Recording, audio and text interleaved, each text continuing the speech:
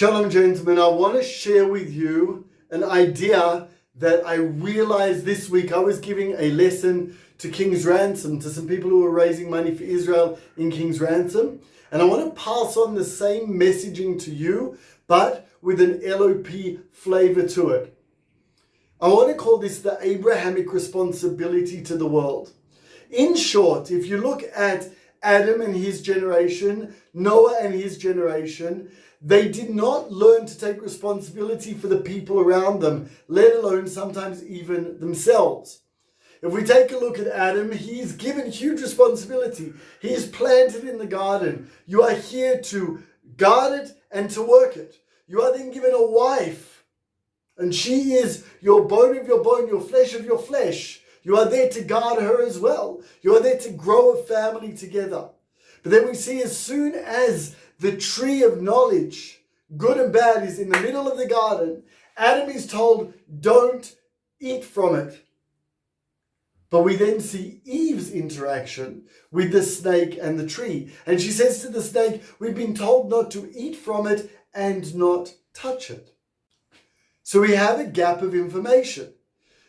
Did Adam, who was told not to eat it, tell his wife also not to touch it? Or was that her interpretation? Why did she add that on? Anyway, that's a whole nother discussion. But once she eats from that tree, she's sending a message to the world that although my husband has told me that God has told us not to eat from this tree, what I want, the pleasure that I want, is more important than my responsibility to God and to my husband. We then see, if we fast forward with the punishments, they're hiding, they're scared, they know they've done something wrong, but yet again they don't take responsibility for themselves or the people around them. God says, where are you? They say, we're here, we're hiding. And Adam blames Eve rather than taking responsibility for himself. In fact, he blames God for giving him Eve. No responsibility. Then we fast forward to their children.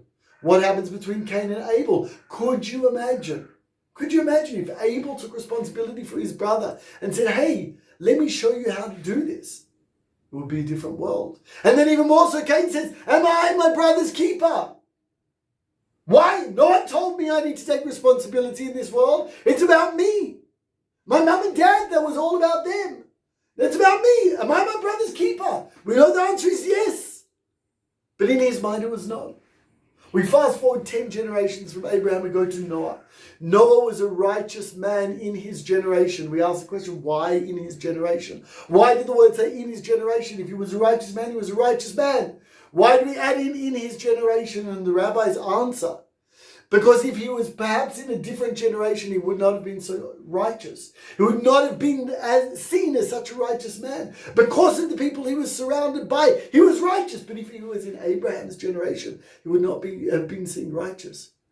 What is not righteous about Noah?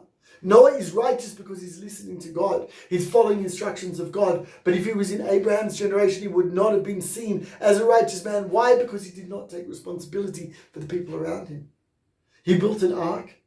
He brought in the animals, his wife, his sons, and their wives, exactly what he was told.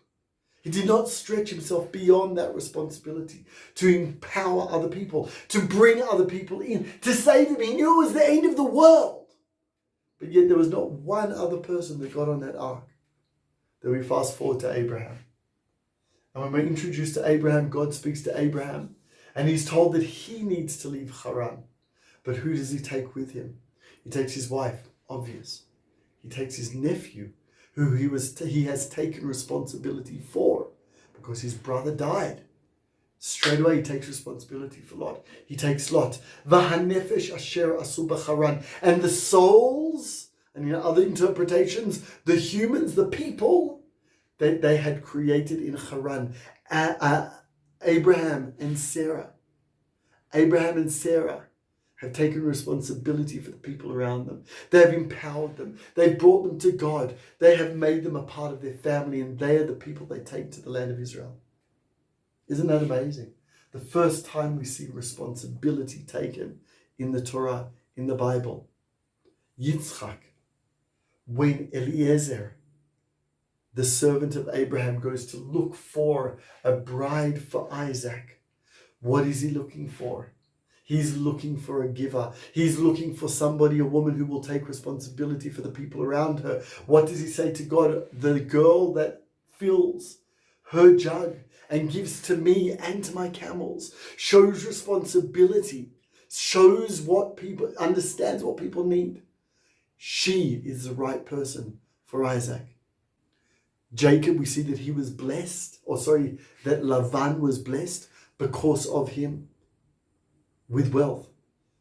Joseph's dream of affecting the entire world. He has a first dream of just farming that annoys the brothers, but not so much. But then he dreams about affecting the entire world, the sun, the moon, and the stars. That is what pushes the brothers. Says, what? Responsibility? We're going to affect everyone? No way. Yes way.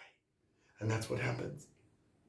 Moses looks left and right, does not see a man. No one's taking responsibility. He kills the Egyptian, takes the responsibility. Men, we have to take responsibility. It is our Abrahamic duty and responsibility to take responsibility for the people around us. Let's do the real thing. Let's do the leader of the pack thing. Stand up, lead, and protect.